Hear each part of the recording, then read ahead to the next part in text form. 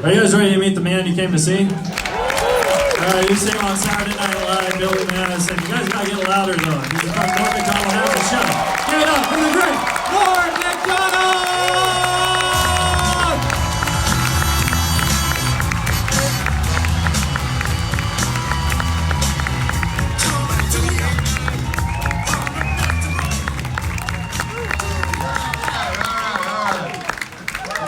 Very cool. I saw you guys earlier here, right? I came early. Because you guys are a bank, right? Yeah.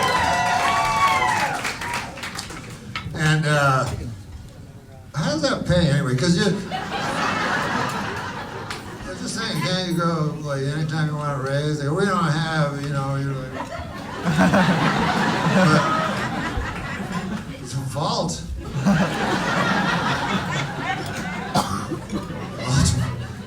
Vault of cash and fucking didn't have room in the back. I'm not stupid, you know. Remember when I was a kid, you go to your money with bank and shit, you go to the bank, right? And you go, here's my money, and they go, okay. That could have been a disaster. I almost hit this with the back of my fist, in which case it would have flown. Isn't it interesting how life goes? Would have been a complete disaster. Hey, how about the food they have? What kind of fucking slop shit is that? No, it's good food. It's good food.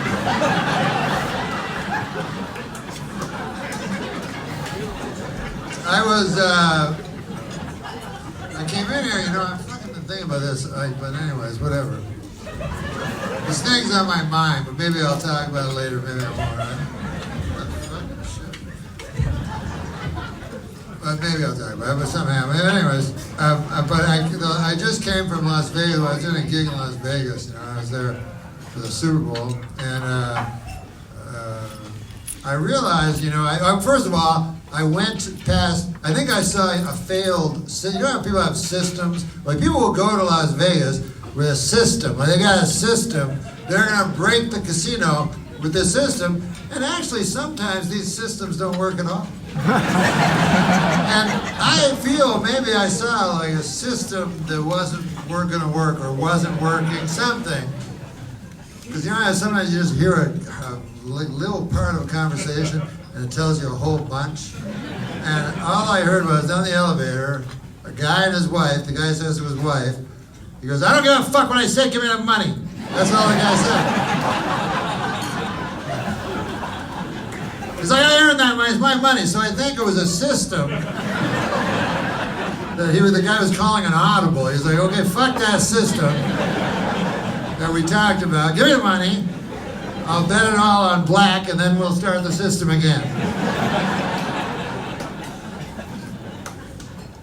I bet on black. I went to the roulette table. It shows you how irrational you are.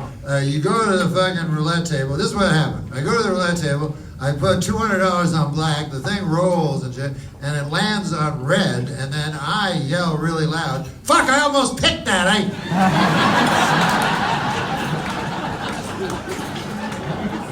So I'm overthinking myself here. Everybody understood at the table. Yeah, you gotta go with your first instincts. That's the rule of successful roulette picking. What are you thinking, picking a 6 anyway?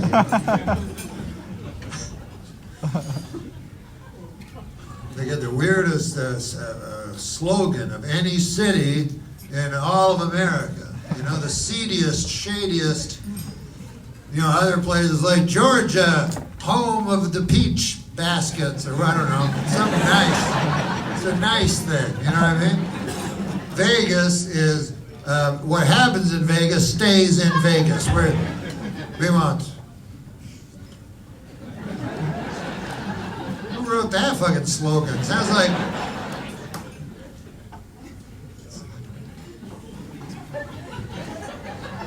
And also, it's not true. It's not, you can't fucking kill a guy and then just leave the city. They're gonna follow you. They're gonna catch you and they're gonna bring you back to Las Vegas, they'll fucking probably try you in front of a bunch of your peers. So I was trying to think of, what does it mean, really? You know, when you get right down to the fucking marrow of it. And I think all it means is that you go to Las Vegas, you have sex with a prostitute. She will not tell your wife about it. They're very discreet, the Las Vegas prostitutes. They're not like those fucking small town blabbermouth whores. Fucking big mouse. You know, back in those small towns, whore being a fucking beauty parlor with that blue thing over their head, whatever the fuck that is. Go, you're Horace Johnson's wife? God damn. He took a shit on me last night. Nice fella. In exchange for cash. His cash was... Anyway, I took an airplane. Now listen, I don't know if you guys say the airplane or if you fucking don't. I don't know why I'm so combative, but listen. I take the airplane, you know what I mean? When I gotta go from one place to a long place, I'm afraid of it. I'll tell you, fucking Vegas, I don't know if you ever go from here to Vegas. Turbulence is crazy. You get all fucking scared and shit. And then for a while I said, fuck it. I don't drive, but I go in a car to Vegas with somebody. That's even more terrifying. You know what I mean? You fucking every 4 or 5 seconds, you have to pass a big fucking truck full of like trembling logs and shit, and the fucking thing's wavering. You're like, fast! Because the guys might be falling asleep. And then, I don't know if you've seen this, on the way to Las Vegas, maybe 30 or 40 times you'll see, if you look on the road, tire tracks going into the desert. What? No tire tracks coming out, just...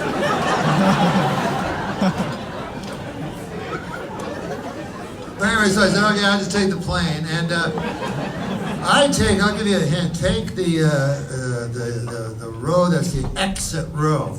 You know what I mean? Hopefully it won't turn out to be the exit row.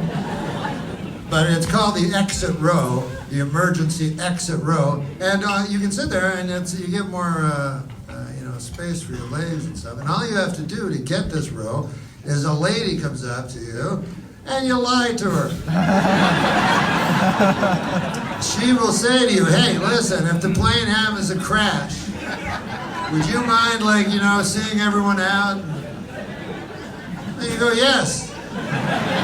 They say, you have to say it out loud. You, yes. And then all 6 of you say yes, even though, who would do that? Maybe 1 in 1,000 people, or 10,000 people? Certainly not me. But it's like 6 out of 6. Kind of a coincidence, you know? But the plane goes down. First of all, I'm no expert in aeronautical engineering. I don't pretend to be. Sometimes I pretend to be. Now, sometimes I pretend to be an expert in aeronautical engineering. I don't know. I want to get a lady, at a fucking bar. I'll go up to her, I'll go, hey, listen, you like aeronautical engineering? She goes, yeah, I'm my expert in it. Here's a line I have with ladies. I always say it to them. And you guys, if you use any guys here, feel free to use this line. It never worked for me. But maybe you'll have better luck with it, because on paper, it's a great, great line. You go up to a lady, make sure she's drinking, like one of them drinks, ladies drink with the umbrella and shit, right? And you go up to them, and you gotta be discreet, you gotta be a gentleman, And so no one else can hear, you whisper in her ear, you go, I can get us a bottle. Anyway, it's never worked once for me.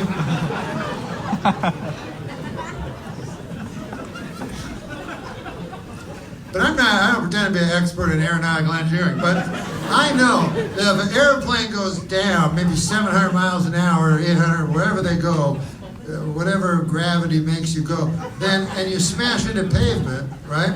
And you're beside that window where you're supposed to allow everyone, after you, please. I wouldn't think of it. I got the extra 1.5-inch leg room. Why would I?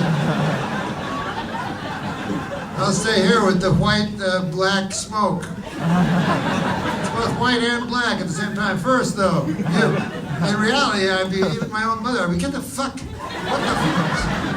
I'm going first, you old whore, right? You've had a long life. I used to be on the TV. I'm going first. But I feel, not being an expert in aeronautical engineering, but just from sheer, inference, I feel if the plane went down that fast, that the window would not be there anymore. It would change location. It'd be way up somewhere, a different place on the airplane. And, let's not kid ourselves. They just tell you this so you feel hope, a little hope.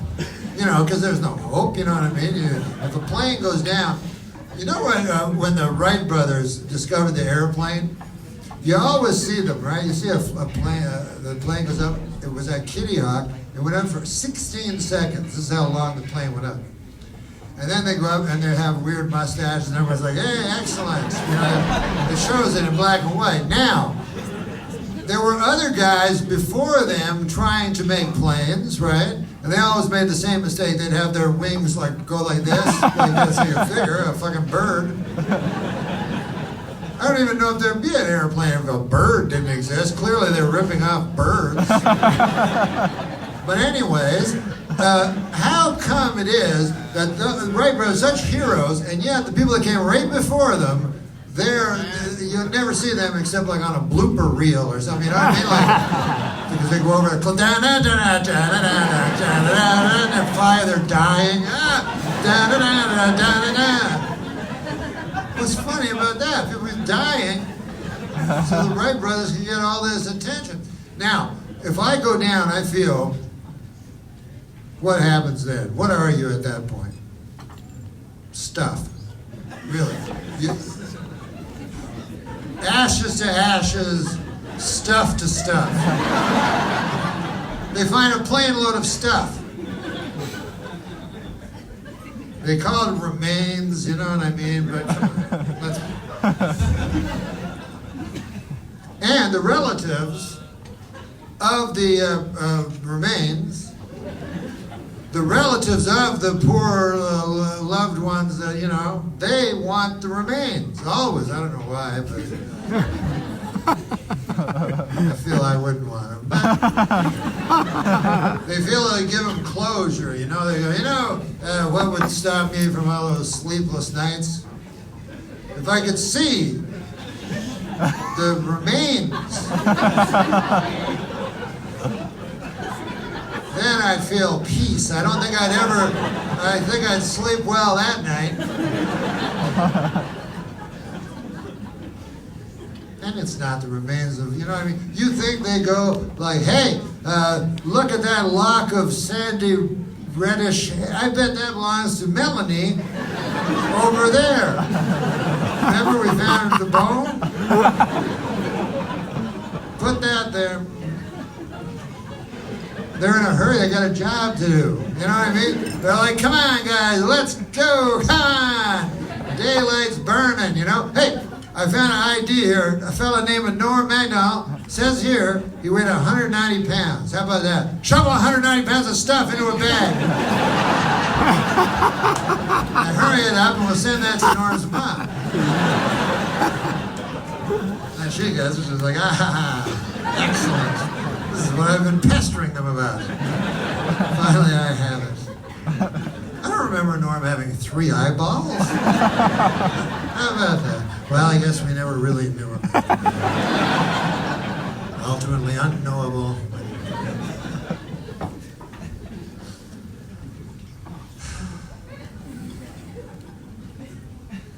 You just try to do whatever you can to be safe. You know what I mean? An airplane, I try to be on a big one. I don't like the little ones. I try to avoid, like the Andes. You know what I mean?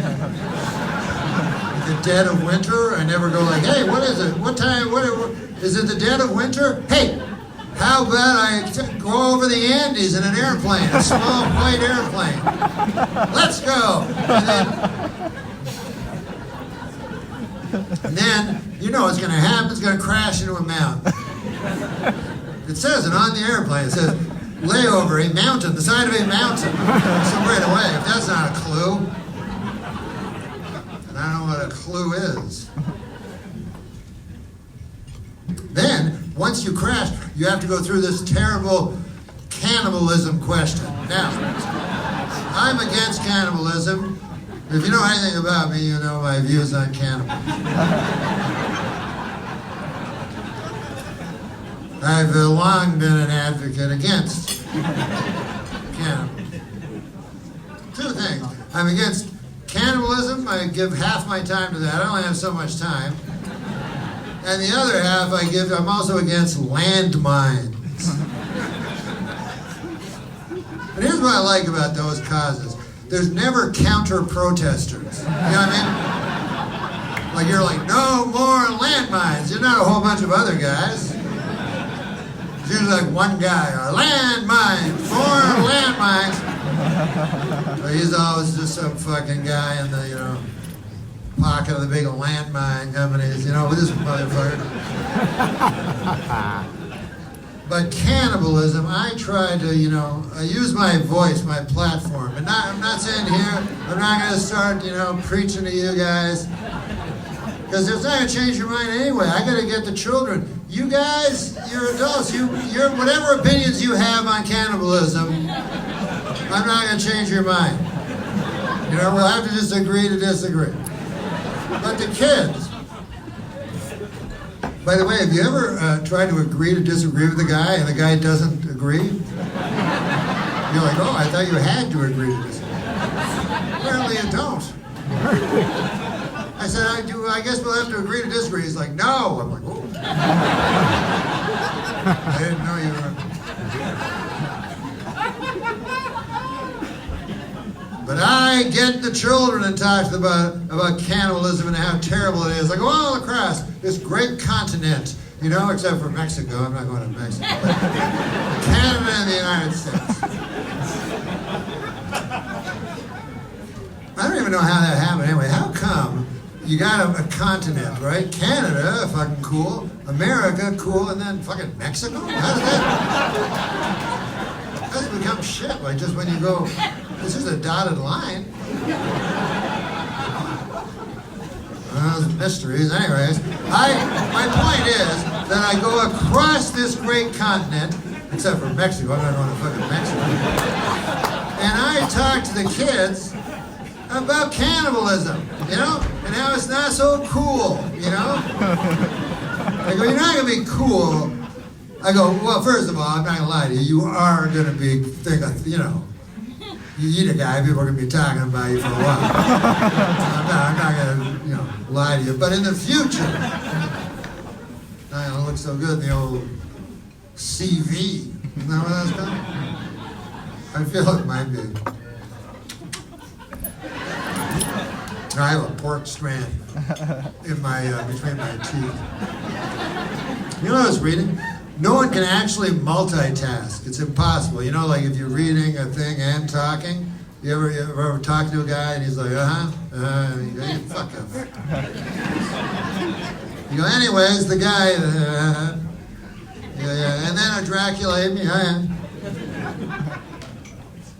Can't multitask. Impossible. You can look at this for a while, and then listen, and then look. But you can't do two things. Except, I feel right now, I can fucking try to get this pork strand out of my teeth.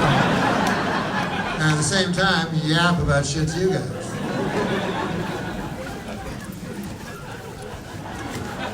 Just give you cash. And I'll tell you this, if I get this motherfucker, I'm eating it.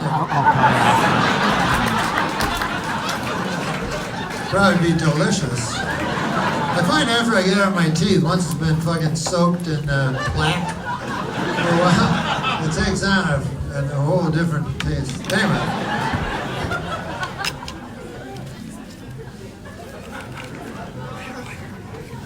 Here's the thing about, I'm on my high horse, cannibalism, right? Meanwhile, Meanwhile, I've never been really forced to look at whether I would or not on account of, I got cheese sandwiches all the time. But what if you're in a world that don't have no cheese sandwiches? Like the Andes. You ever been to the Andes? Thank God you haven't. You go there, nothing but blinding white snow, and then nothing to eat except for like a co-pilot or something like that. And you don't even like co-pilots. I'm not fucking eating no co-pilot. But you wait too long. This is the big problem with these guys that get stranded on these islands. They haven't considered beforehand what they do. So they wait until it's two, and then suddenly hunger just becomes, oh man, is weak, the scriptures and everything, And then you fucking can't stand it. You start fucking eating that co-pilot so much, fucking co-pilot, blood all over you, Now, any nutritionist will tell you, that's not the way to eat. You're not supposed to gorge. Grazing, that's the way to graze. You ever hear that? A little co-pilot in the morning, a nice small portion of co-pilot. Then around 10 o'clock, another small portion of co-pilot. Then around noon, a little co-pilot, You gotta think, but that's it. They don't think, I think ahead. I'm on a fucking airplane. If there's a little turbulence, a little bit of turbulence, I'll go, I'm eating that fucker in 3E. That guy up there, fucker in first class, big fat guy. It was delicious. I remember passing him. Plan ahead, you know what I'm saying? Anyways, I don't know. I don't want to talk about morbid things on account of this. Today, this is what I was going to tell you. I don't know why I didn't even tell you about this, but I had a living will made. I don't know if you've ever heard of this thing. But my fucking guy talked me into it. So anyways, what it is it's a thing. So you know how people go in a coma and then they plug them in to the wall? So anyway, you don't think that's going to happen to you, but meanwhile it will, like there's about 500 of us here. Just statistically, they'll be plugging a couple of us in. You ever do that when you're in a crowd? Like right now, I go, I wonder... What you fuck kids? I don't know, I'm not pointing fingers. I could if you want me to. No, I don't know. That's the whole point. But just statistically, numbers tell us. Terrible thing to ponder, but good God. But, yes, we will one day, maybe one of us will be plugged in. I hope not. I'm getting old. This is why I got my living will.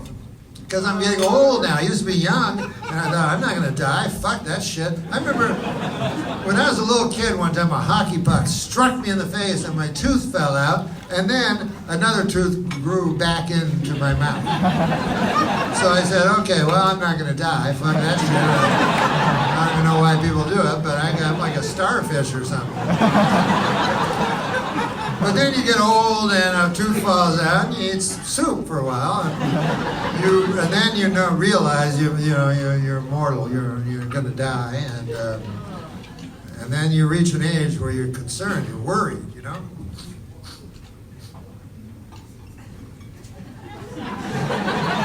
I don't know if you've ever done this, is only for guys, but I'm at the age where every day I check out the status of my left arm. You ever do that?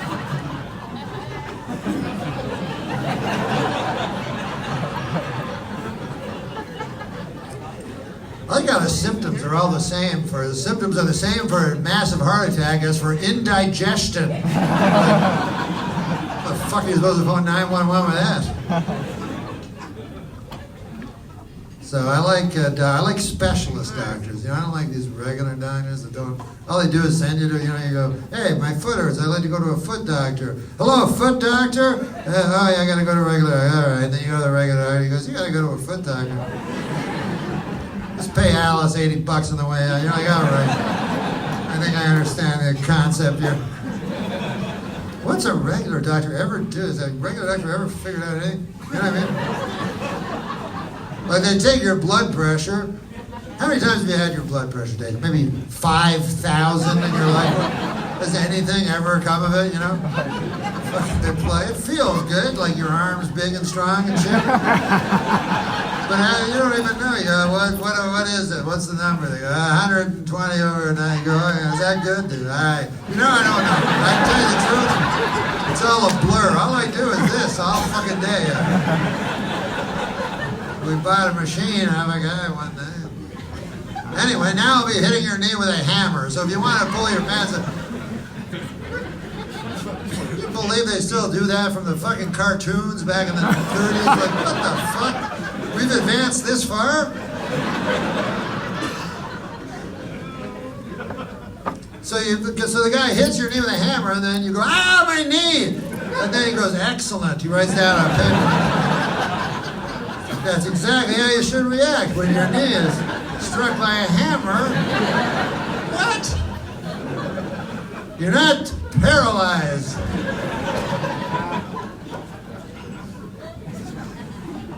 But a doctor, you can think about this. A doctor can never give you, like, good news in a sense. All he can give you is an absence of bad news. Like, a doctor will never come back and go, listen, Melanie, we got your charts came back, we're looking at your blood panels, and good news, you're immortal.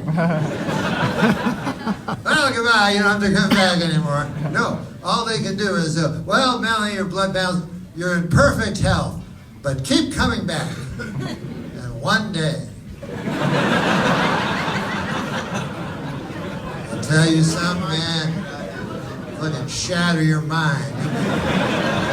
Crying, you'll be crying.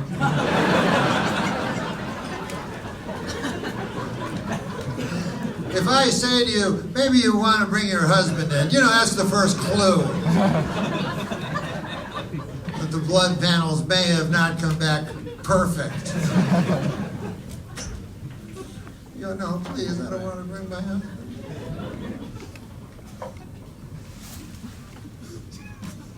So anyways, I got the living will. Whatever.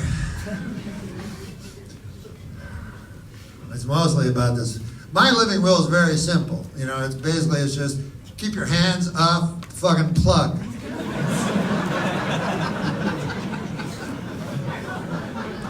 Plug stays plugged in. That's what plugs are for, to be plugged in.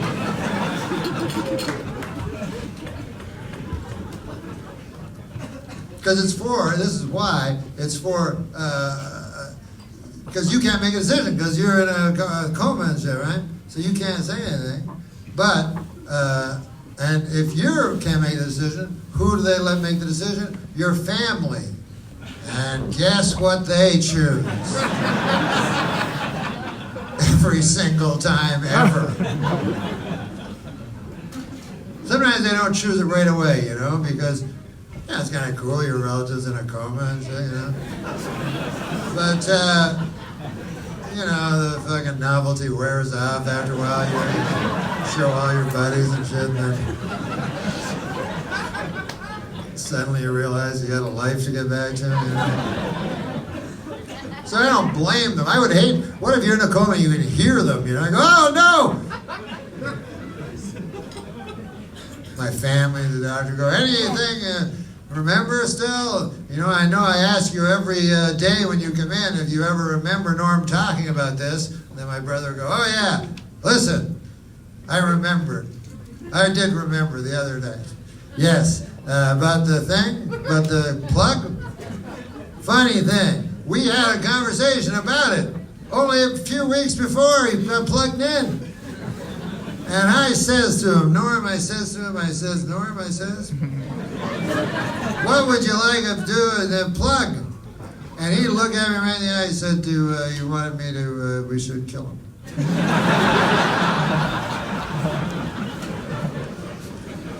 Then my mother said, yeah, same thing. He said that to me. My mother, by the way, I don't only have one plug. You should see my living will. You think I have a series of plugs? You know how important plugs are at this time of your life? Because I don't want one plug and then a fucking, you know those janitors with the big wide brooms? It's your plug, and you're gone, and you know, My brother's slipping him a 5 in the fucking hallway, you know.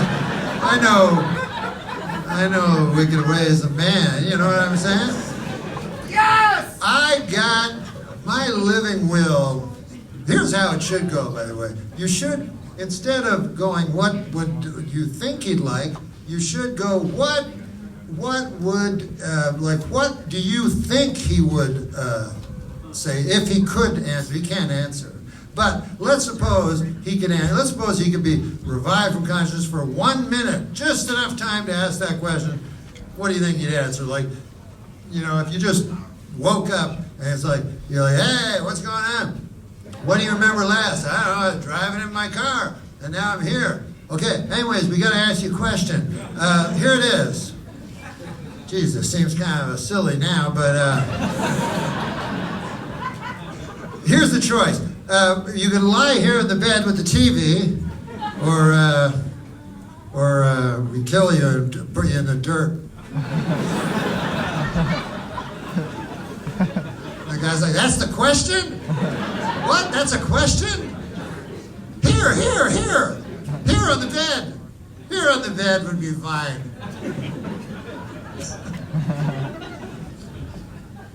My mother's like, why would you wouldn't want to live forever. She knows me so little. Meanwhile, it's the only thing I ever think of is how I can fucking live forever. And she's like, you don't want that, no. She goes, yeah, it'd get boring after a while. I'm like, oh yeah, what more boring thing could there be than experiencing everything that ever has been?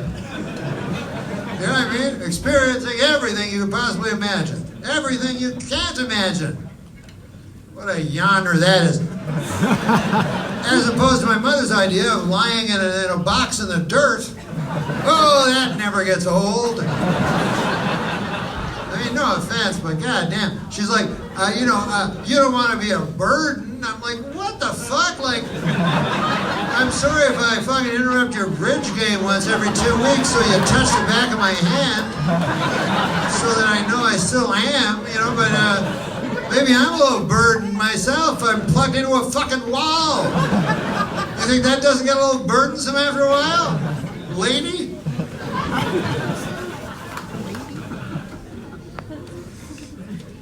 Unbelievable. But anyways, I have my living will made, so that's good.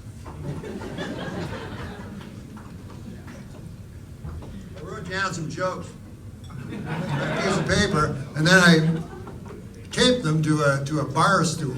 And here's the problem.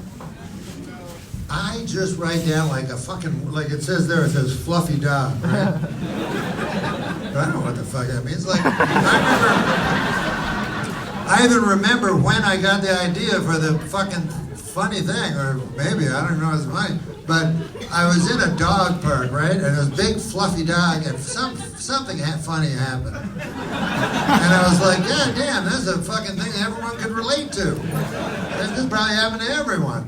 So I guess I have to write down my little, I have a magic telephone where I can put notes, right? So I write the notes, so I write down, and then I transcribe it over here. Fluffy dog. Now I don't know what the fuck it means or anything. It's just gone. It's gone.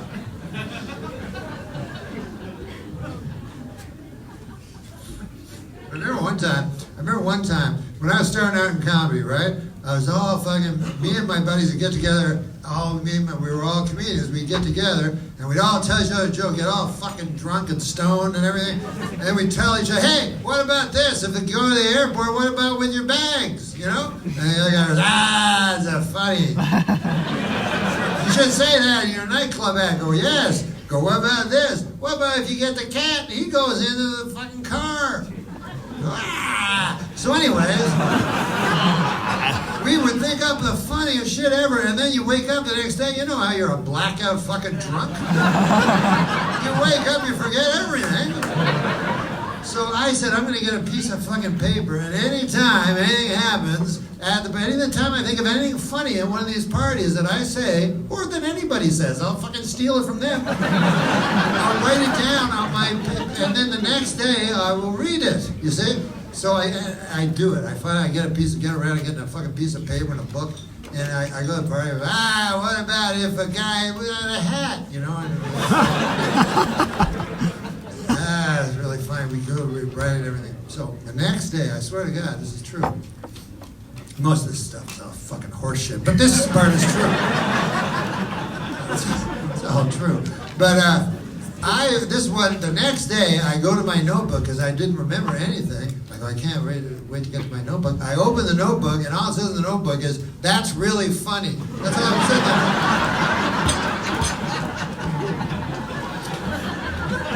It's like a big fluffy dog. People go, "Hey, the election's coming up. You have to have you got some good material with that," you know, because comedians, they get good material with stuff like elections and everything like that. Except I don't know shit, so it actually hurts my act because people want to know and I have no opinions. How the fuck does everybody have an opinion, by the way, nowadays? You know, it used to be once in a while you'd meet a guy with an opinion, you know, and you go, "Hey, Ruth, this fucker has an opinion."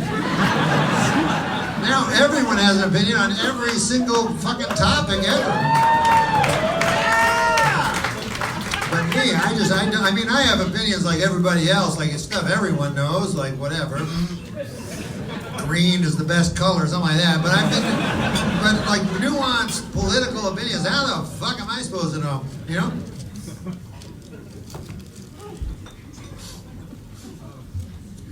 You'll notice now that the election cycle's starting, you'll notice that people, because they're going after people that know. You know, now most people know, and I know that most people know because I see them ask questions on the TV. They'll ask a question like on CNN. They'll say like, "Do you believe that the deficit will be influenced by the Sea of Japan?" Or something, you know? And then there is a question mark. And then at the end, they ask this question, you phone in, and you give your answer. At the end of the program, they show the results of the poll. And they show you a pie chart, which looks like a pie. And on the pie chart, it will say like 45% yes, 45% no, 10% I don't know. So that's fine, you know? That's what I mean. Now, you might say 10%, fuck, that's not many people. But, you know, in numbers, goddamn, you know, that's 30, 40, 50 million people, you know, don't know. So I'm not ashamed in any way.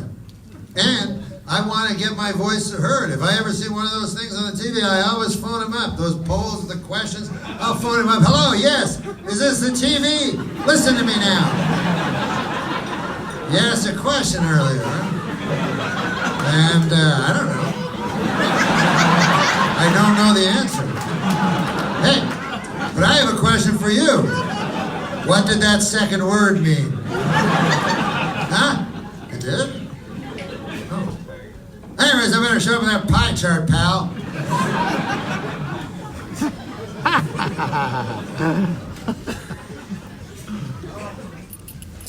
But you'll notice now the election's going to start, you're going to notice it's all very complicated because they're going after the smart people right now. So they will be asking like a person will go on, you know, and talk. They'll do a commercial. So the man will, or the lady.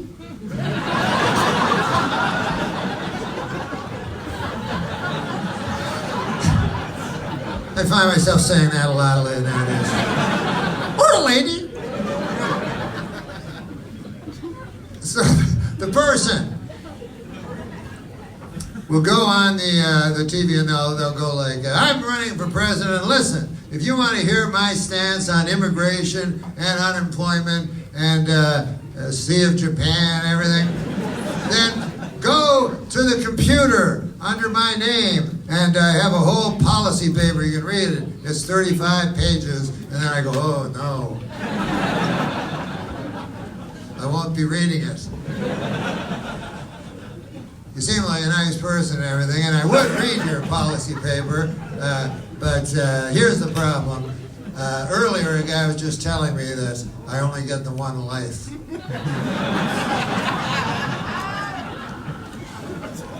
I still have 2 seasons of Matlock to watch. Yeah, oh, so much time. But it doesn't matter anyway, because you'll notice that in elections, it always comes down to the end. You ever notice that? Always. It's always never decided. It's always a few weeks left. They go, oh, it's close. And that's because all the smart people, they get on one side, right? And then we got those people. The other people, they go on the other side, you know, the polar opposite. Polar opposite, I don't know. I've heard that term. And I don't like it that much on account of the North Pole and the South Pole, I think would not be opposite. I think they'd be very similar. I don't think you could find 2 more similar places in the whole earth than the poles. But anyways, you have the people that believe this, then you have the people that the direct opposite, and then the politicians go, okay, now we have to get the people that haven't decided, even though it's been 18 months. And they have to decide by, a day and a half from now. They don't know shit. And that's when I feel like I have a lot of political power. And it's an odd way to choose the captain of the free world, just by asking the people that don't know anything. But that's the way we have it worked out. So, at that point, you'll notice the commercials have suddenly become a lot easier. No more reading 35 pages of stuff. It'll just be a person will come on and go, yes, listen to me, voter. Do you like green? And I go, of course I fucking like green. He goes, well, so does this guy. Actual guy waving. He's got a green tie on.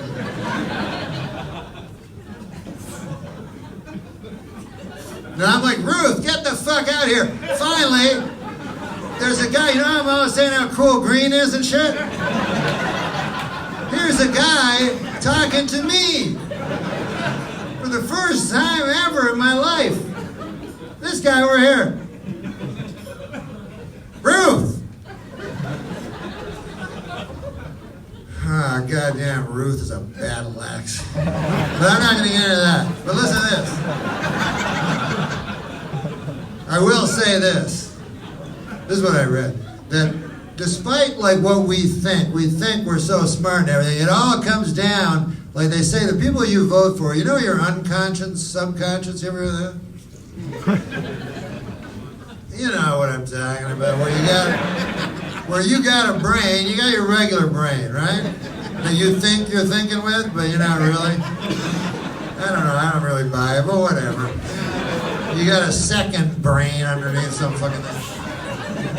My buddy that takes psychology is always every fucking thing. Subconscious, why you do every fucking time. Like one time I was having a glass of milk with this guy, my buddy. He says, you know why you're drinking that milk, don't you? I said, well, I know it's not because I like milk, because I know this guy. I've dealt with him before. And he goes, no, that's not it at all, no. It's because you still want to suck on your mother's breasts.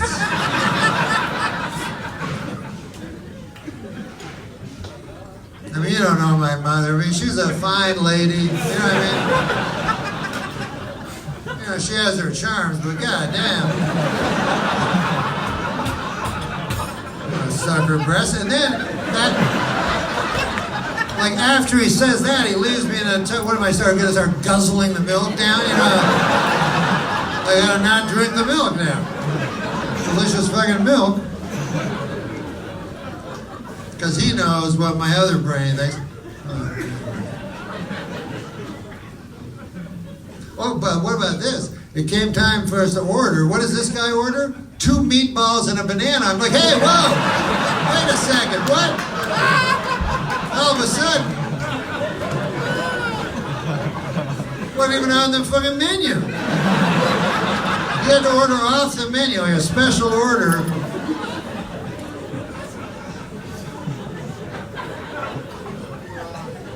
But anyways, in your brain that's behind your other brain, The person that you really vote for is the person that you'd most like to have a beer with. That's what they say. And which, if you think about it, that explains the last election. You know?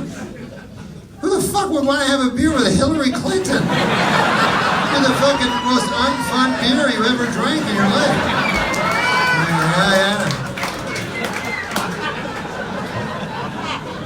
That's what you think about that, huh? Meanwhile, would there be a person anywhere on earth that would be more fun to have a beer with than Donald Trump? That guy would be the funnest guy. Hey, listen. How is that living on a fucking where everything is solid gold? Sounds like fun, huh? You just grab him by the pussy? Listen, let me tell you something. I'm a little bit famous. It never occurred to me, and I do not think it would work. I don't think it would work. I don't even know how to do it.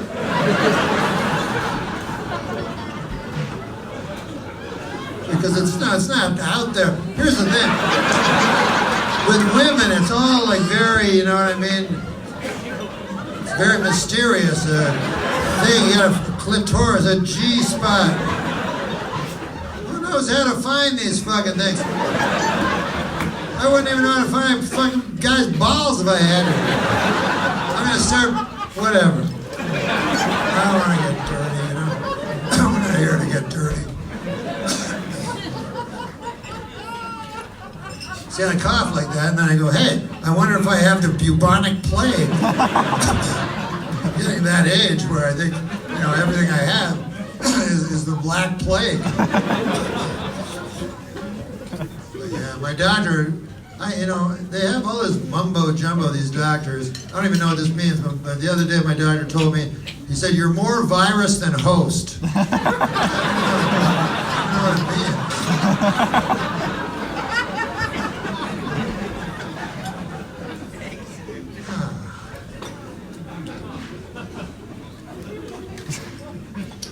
God bless you, though, you know what I mean? Something to say until I think of something else. Completely meaningless. Even though I do believe in God, I don't believe I can get him to bless you or anything like that. When I was young, everybody believed in God. When I was growing up, every single person believed in God. Like, it just depended on what religion you were. Whenever I was religious, like, you'd meet a guy, you go, what are you? Guy go, I'm a Baptist. You go, what's it, fucking retarded? I'm a Presbyterian. Guy's a Baptist. But now, if you say you're a Christian, it's like saying you're a retard or something. Like, you may as well just go, I'm retarded.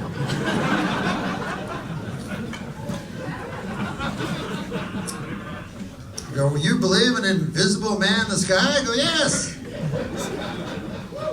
What do you think? I mean, I believe in invisibility, and I believe in men, I believe in the sky. What the fuck?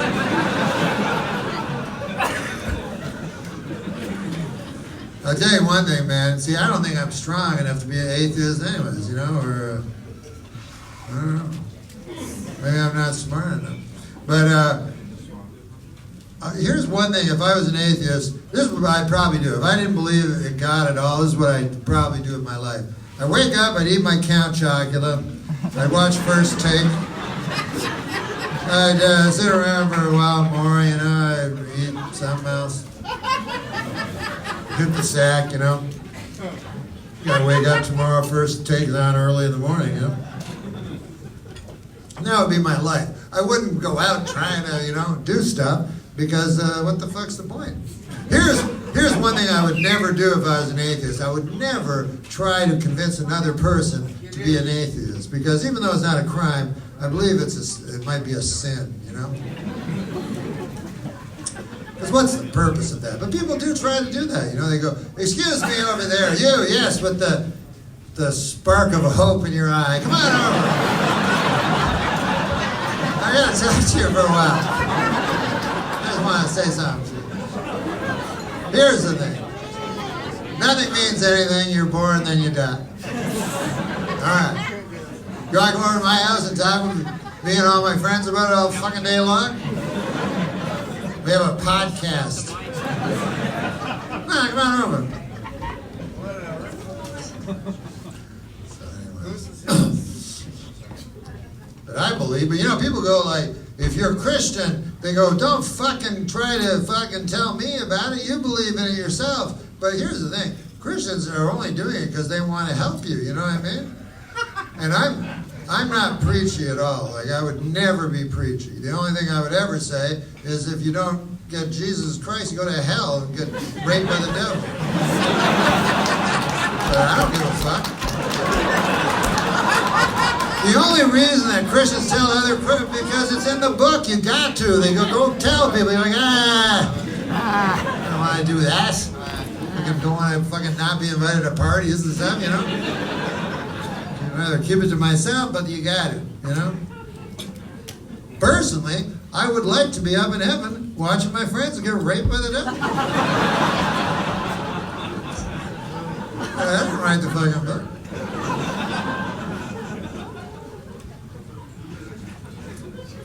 And I'm not perfect, I'll tell you that. That's another thing. They go, oh, Christians think they're better than everybody else. No, that's the opposite. Christians realize they're nothing, They're no good, but for the grace, there's nothing that they're good at, And you can look at it this way, right? I'm a Christian. I try to call myself a Christian, and yet I eat apples. It's on page 1 of the book. Fuck, how much do you like an apple? Women, I have nothing against women. But specific women, right? Come to mind that I don't like at all. And I think the woman I don't like more than any other woman in history, Eve. And a lot of it was to do with her eating an apple. Because page 1, don't eat apple. Page 2, she's eating an apple. Then on page 1, can you imagine if God goes, listen, you can have everything as a garden. Now, it's not a garden. You think of it as a garden? No. Nobody wants to live in a garden forever. By garden, he means everything. There's a Papa Shot over here. You know what I mean? The best ribs you ever ate over here. Hey, for the ladies, there's a dancer. Every kind of thing. Anything anybody could want. That's what the garden really is. And then, as the little addendum guy goes, hey, I've got to come talk to you once in a while. You get everything, except, here's the thing, I like apples. And so I'm going to tell you, when I come down to Thailand and shit, I'm going to be eating an apple, so just stay the fuck away from the apple. And then you can live for all of eternity, pain-free, and Norm won't get a herniated disc. And then the next day, the next page, not even a day. Now, imagine you're Adam, right? And you're walking through the garden, all happy and shit. And then what do you see? What do you see? You can't even imagine. Imagine if you went home and the woman you loved the most was blowing 6 guys. Right? That's nothing compared to this. Nothing at all. He's just walking through trying to enjoy his first day in the garden, He's only been in the garden 1 page. And he's just walking, doodly-doo, doodly-doo. Oh, hey, Eve! Looks like you're eating something. What is that anyway? Is that a Bartlett pear?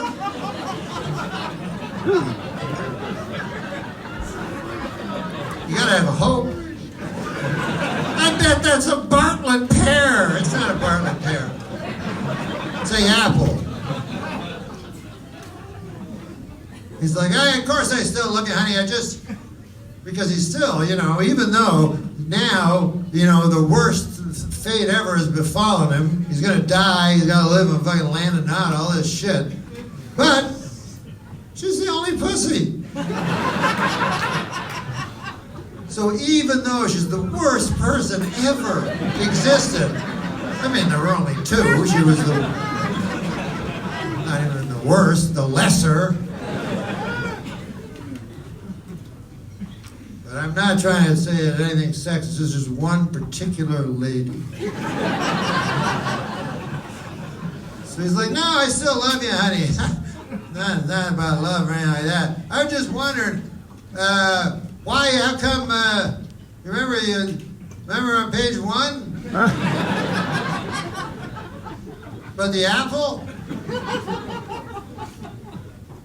Why did you, oh, a snake told you. Well, that explains it all. A viper, huh? All right, then. Now, I'm not even being religious. You could be the biggest atheist all the time. You could be Christopher Dockett, I don't know. Bill Maher. You could be the most anti-theist person ever. Seriously, would you ever listen to a fucking snake? Not me, I'll tell you that. Even if it was a snake-related question, you know what I mean? I'm going with that guy. I don't trust you, snake. I don't trust snakes. Never have. And yet, I eat apples. So there's the thing. I know something's wrong, but I do the wrong thing. I'm capable of that. Not many people are, but I am. Macintosh.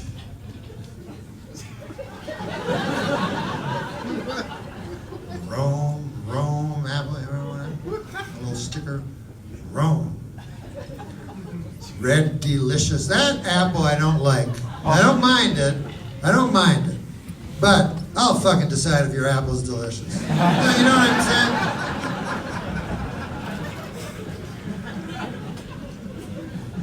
Like, how dare this guy have the gall at the fucking Apple naming conference or wherever the fuck, you know what I mean? I go, Bill, what are you calling your apple? Well, I'm calling it Rome. How come? Well, on account of Ruth and I, we went to Rome. We were trying to rekindle our relationship. Was no good. We decided we were going to rekindle it. By the way, if you ever try to rekindle, if you ever think that's a good idea, think of this. Before you try to rekindle your relationship, try one day to rekindle kindling. And see how that works out. Anyways, Ruth and I needed to rekindle. We figured we'd go to an island, you know, we'd fly, not over the Andes, you know, directly to an island, and we would lie in a hammock and rekindle our relationship. And we decided we would go to Rome. The eternal city, the city of lights. Or maybe that's a different city, I don't know. But it's way over there, I know that. I spent most of my time with the apples. But I took Rome, and that was probably when I think about it, the big problem. So I took her to Rome. And by God, if we didn't rekindle our relationship. So when I made my new apple, I decided to call it Rome. I put a sticker on there, Rome. I thought, hey, pass it forward. Maybe a young couple with marital woes of their own will have a little trouble. Look down, see that Rome sticker, and go to Rome. You know? Why'd you call yours? What do you call your apple there, Jimmy? I call my apple the Macintosh apple. Oh yeah, how come? Well, it's because there was a town. Wasn't in a town called Macintosh. A person. Billy McIntosh. He lived next door. I grew up on a farm, and he lived on the next farm over. Bill McIntosh was the kind of man, he had hopes and dreams, like all of us, but they never came to anything. He would, I remember one time we were on a beach, and it seemed like he made no footprints. Oddest thing I ever saw, old Bill McIntosh. He'd always look down. That's my biggest memory of him. And I asked when I was at Bill, how come you always look down? He's like, I have found so many things looking down, you know. I've found pocket watches and iPhones, you know. I found old coins with archdukes on them and brand new coins with dukes on them.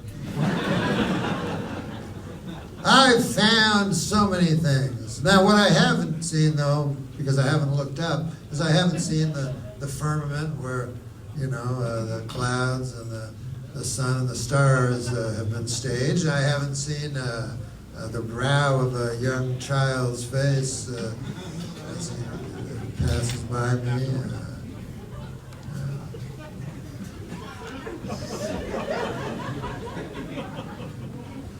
I was at his deathbed. I told him, I said, why did you get a deathbed anyway? I said, he admitted it was probably the worst purchase in his whole life. Like, I told him, you some things you don't scrimp on. And one is a bed, you know what I mean? Now, they're cheap. Deathbeds are very cheap. Anyways, I was at his deathbed, and I remember I asked him, I said, do you have any regrets, Huey McIntosh?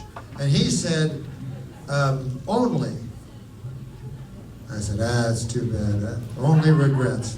And that's the last thing he said. And then, you know how you feel like when someone dies, you feel like something is leaving? Nothing, no feeling at all like that. It's exactly the same shade of gray. Anyways, I decided to call my apple Macintosh so people would know that one day a man named Macintosh walked on this whirling cinder we call Earth with the same hopes and dreams that all the rest of us share. What'd you call your apple, Ricky? I call it Red Delicious. What the fuck? You can't do that. I already did. I put stickers. They're in the stores. You fucking motherfuck. What about when you swear and they all go together? That's when you know you're mad. Fucking mothercock. Fuck.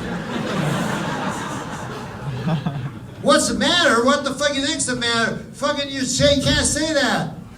Why? Well, how about for one thing, do you ever stop to think that our apples are also red? And that perhaps the consumer will naturally infer that our apples are not delicious? Oh, you never thought that, huh? That's funny. Fuck me, how about fuck you?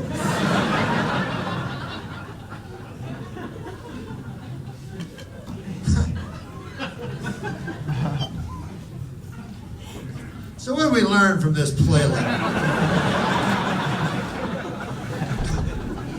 What is the point I'm trying to make? What if I had a point? Imagine that.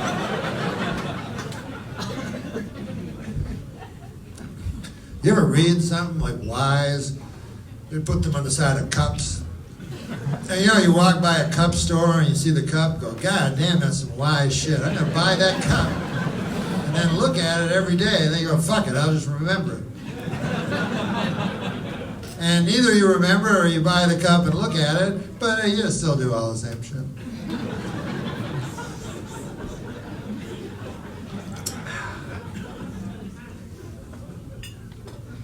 Some of the commandments, I feel, are more unfair than other commandments. For instance, thou shalt not kill. You know, how hard is that? You know what I mean? You can go through your life without killing someone. That doesn't make you such a great person. But then some of them are very hard, like thou shalt not covet. Now that's something that's very hard, you know, thou shalt not covet thy neighbor's oxen. You know? Now for some people, that doesn't even apply. What if your neighbor doesn't have an oxen? Right? But what about me? Right? Now, I bought this fucking ox.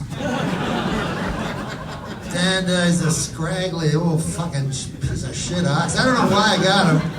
You know, I shouldn't have got him. That's another thing. It's like a deathbed. You want to buy yourself an ox. Anyways, It was cheap. I got him off this Mexican guy. Nice fella. Had nothing to do with being Mexican. I get the ox back. And the fucking thing, like, it's all scratchy, it's coughing and shit. I phone the guy and go, I don't know, this ox seems like he's got, so, oh yeah, he's got bursitis. I'm like, what? Ox has bursitis? And he's like, yeah, as long as he doesn't carry anything or pull anything. I'm like, what the fuck? So anyways, I walk by my neighbor's, right? And he has his garage door open. What a coincidence. And inside the garage is the most beautiful, like blue steel, like Belgian ox. The most lustrous skin. And he's like, hey Norm, you want to pet my ox? I'm like, nah, I don't want it. Nothing I wanted more than to pet that ox. I'm like, no, I got my own ox. He's like, ha ha. I'm like, yeah, now you suck, you fucking cocksucker. I can use all those words as long as I don't use the Lord's name in vain. I can't say it, but here's one thing I can say. I can go like, Jesus H. Christ. 'Cause that's a different guy altogether.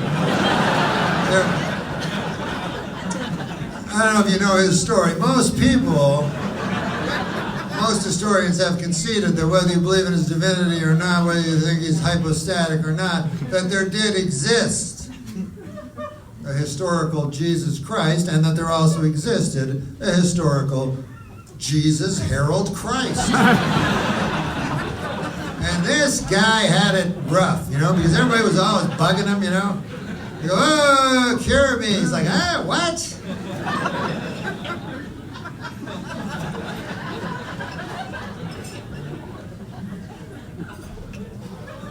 And finally, you know what got him? The lepers. They're like, let us touch you. He's like, no! And then they touched me, he got leprosy. And then he tried to find the real Jesus Christ. You know?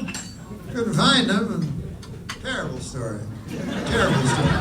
They leave it out of the Gospels, you know. But think of how many souls he's saved, you know what I mean? Because you hit your fucking hammer, you know? You hit your thumb with a hammer, and you go, Jesus H. Christ. That's what Jesus himself would say, because he was a carpenter. If he hit his fucking thumb with a hammer, he'd say, Jesus H. Christ. So he saved his own souls, you know what I mean? What a bunch of fucking nonsense this has been, huh?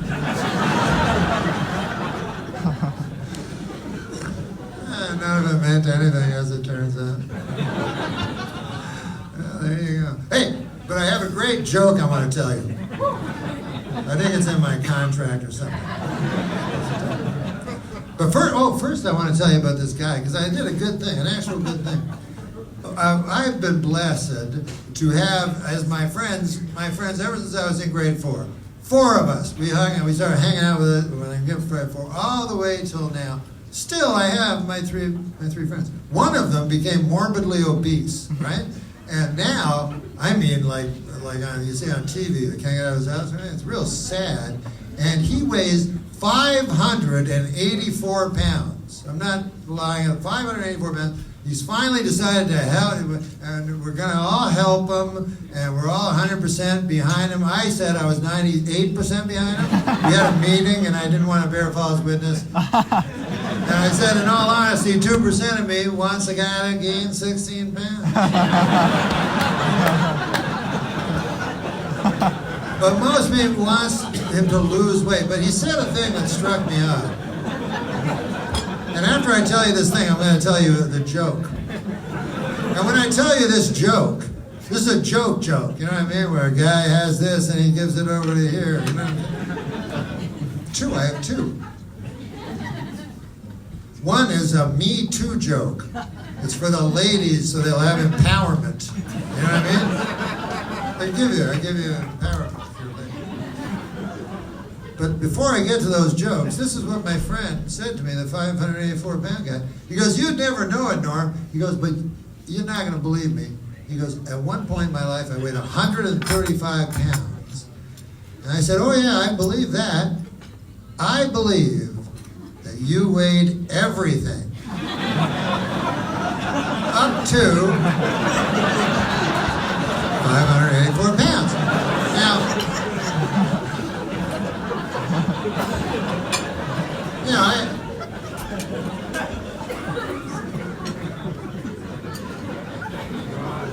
took advanced mathematics. I have 3 degrees in advanced mathematics. So here's joke number 1. It's for ladies. You know, it's an empowerment joke, you know? And a lady comes by a frog, right? And the frog says to the lady, "If you kiss me, I will become a prince." And the lady says, "Fuck it, I'd rather have a talking frog." Make good current with that, you know?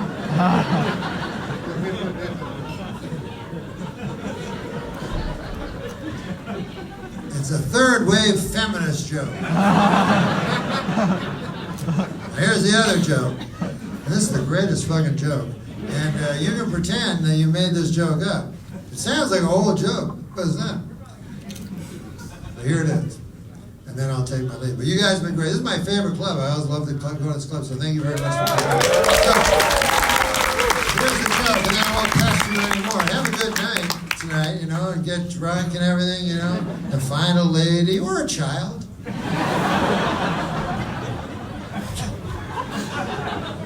Here's the joke. A woman says to her husband, she says, "I gotta ask you a question. Does my ass look fat in these jeans?" And the husband says, "Listen, do you promise not to get mad at me no matter what I say?" She says, "Yes." He says, "Okay, I'm fucking your sister." All right, God bless you, all right? You're all right, okay, all right. Norm Macdonald, guys, let him hear it. You guys have fun? Give it up.